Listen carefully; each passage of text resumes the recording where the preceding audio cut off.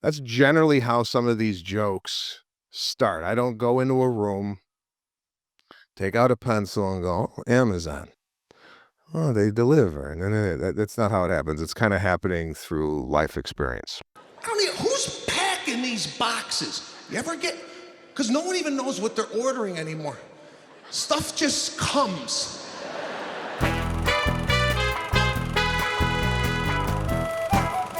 This was my second special filmed in Chicago. I always like, how do I make an entrance? Because I just don't want to come out and, hey, how you doing? It's just like this kind of generic way sometimes comedians come on stage. I'm on a Vespa. I think that was kind of just a unique way, kind of a goofy way to start. It's not a Harley. That's what we would have seen Motley Crue do. No, this is me on an Italian scooter. And believe me, rock stars aren't driving Vespas. That's not rock star at all. That's a clown. I think Amazon is just sending us shit just to see if we send it back. My bits generally happen over the course of a long period of time, especially the ones that are long in length. So this seed might have been planted. I was trying to think back, possibly 8 years ago when Amazon was coming to my house quite frequently, and me kind of thinking about how Amazon works as a company. So, everybody sees the van pull up, guy gets out, and then generally speaking, you open up the box, and maybe sometimes you're surprised that an item has come this quickly, or how many items come in different boxes. So let's say you order 8 items at once, and then they come periodically throughout the week, where generally speaking, you would think, okay, there's a warehouse, somebody's picking out these products. So I think that's where the seed of kind of like, how does Amazon work as a company? Because I don't think a lot of people are aware of where these items are coming from, and how the whole process seems to end up on your doorstep. And this is all happening kind of in the subconscious, just thinking. I'm not thinking of a bit right now. I'm also just thinking about how things work. I heard a big bang in the house. My wife never hears anything in the house. It was a big bang. It was like boom, boom, right? I go, you hear that? She goes, no, you think it was the TV? I said, no, it's on pause. I actually remember now that we're talking about this. It happened at the Comedy Store, and the joke was I was watching a movie at 11 o'clock at night, and I got a ring at the doorbell, and it was Amazon. And do they have hours? Like, I just think it's a little aggressive to be showing up at somebody's house at 11 o'clock. So I just did that just to open up the show.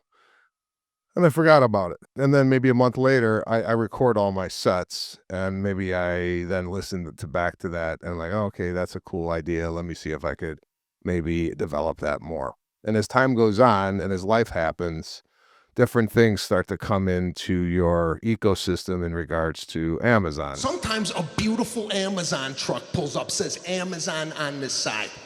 Guy gets out, he's fully decorated in Amazon paraphernalia. But then sometimes a white rape van shows up.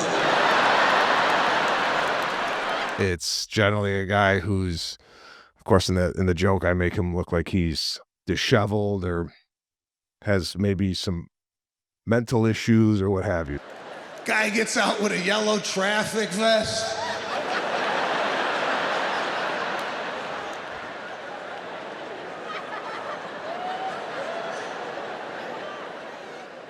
I asked him, I go, you work for Amazon? He's like, no, I'm a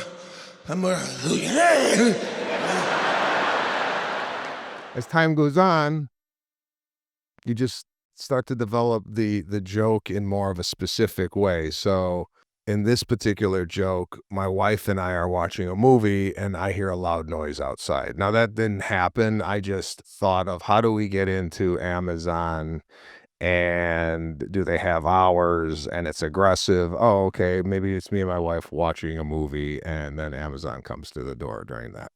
That's generally how some of these jokes start. I don't go into a room, take out a pencil and go, "Oh, Amazon.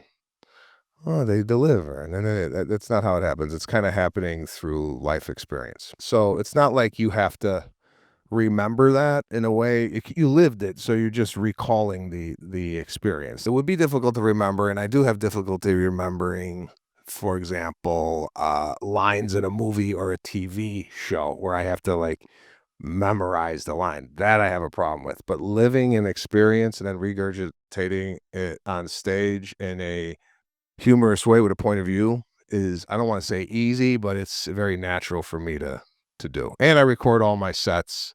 I mean, I got sets from 8 years ago that I'll replay before a show to see if there was something in there that would ignite a memory. I think a lot of stand-up comedy has to do with what you are saying and how confident you are when you're saying it. Sometimes a big box shows up.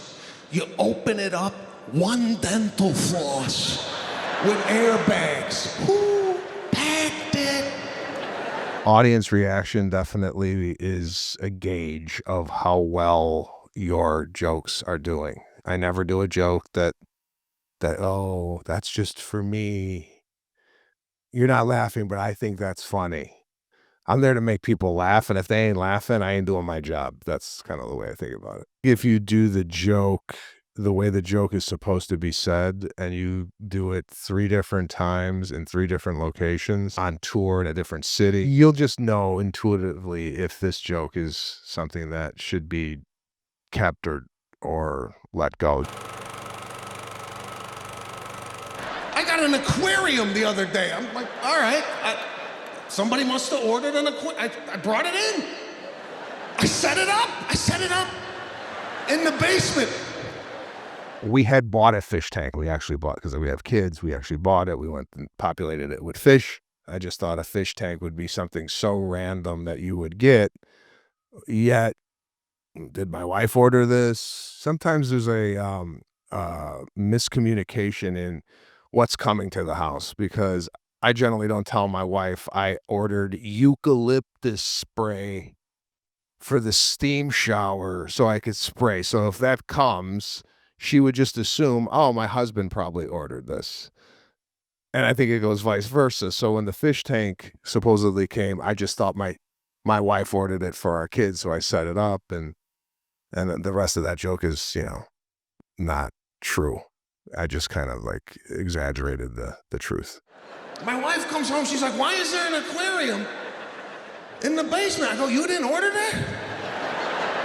She's like, no. I said, fuck it. We'll leave it. Looks good. I like it. Get on Amazon. Get some fish. They got fish, right? We do have a fish tank, but we bought it at Petco, not Amazon. You ever look at Bezos 30 years ago when this guy came on the scene for the first time? The guy was a complete nerd. A nerd.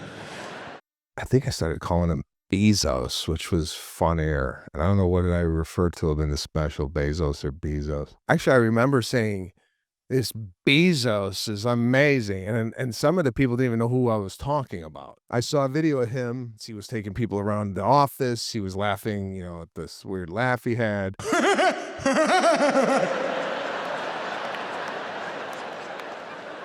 Now, he's like a beautiful man. He's just like bald and ripped, and he's in shape. He's hip now. So I just thought the difference in like when someone first starts out and then $400 billion later, he's basically a new guy aesthetically. I thought was a funny. I'm basically kind of ripping the guy to shreds, and then I'm giving him a compliment. So I've not met Jeff Bezos, but I did a bit on Andrea Bocelli, and he got wind of it and ended up inviting me to his concert at Madison Square Garden. So I don't know. Who knows? Once this airs, Jeff might give me a call and yell at me or invite me to his next birthday party.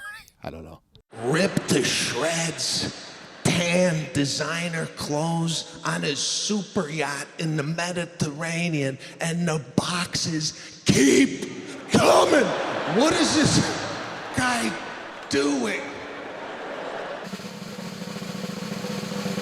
The boxes keep coming is said with such arm thrust that I think the first time I did it was the boxes keep coming. It was more of a rhythm of the voice, but then as I started to add my hand in there, I also visualize where this is happening in my head. In this particular case, I'm actually visiting. I used to work at UPS. My job was to roll these boxes out of the semi truck. When I'm doing that bit, I'm actually visualizing in the truck and seeing the boxes. But you have to be careful about body movement on stage, at least in my opinion, because if you do it too much, it becomes not as special as if you do it every once in a while. So I try to pepper it in and I try to be mindful of the way I'm moving my body, how much I'm moving my body. It's like if you if you love oysters and you went out for oysters every night of the week, you would eventually become sick of it because it's not a treat, you know? Same thing with the comedy, I believe. If you give them like a head movement or whatnot every once. If I was doing that throughout the whole interview, you wouldn't laugh. So every once in a while, if I did that, then you would laugh at it. So the movement is intended, but it's never really planned. You know, there's joke writers out there that write clever jokes, and they'll just say the jokes, and in the content in itself, it's just funny. I don't generally work that way. I work with there's a story, there's a way to tell the story, with body movement and silence. Also, that's another key component to my act is, silence.